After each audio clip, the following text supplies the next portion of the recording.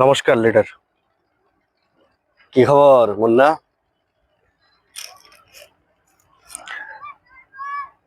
ভাই, এবার ইলেকশনে আপনি দাঁড়াবেন না।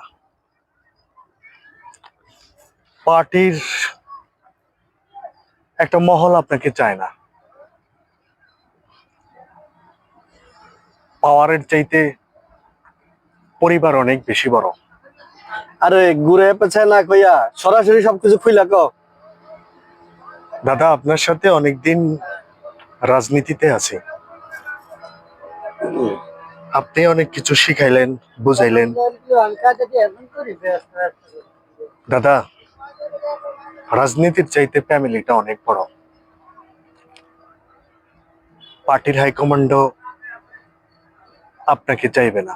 না চাওয়ার একটাই কারণ, যেই টাকার পলিটিক্যাল বাণিজ্য হবে সেই টাকায় আপনি টিকবেন না।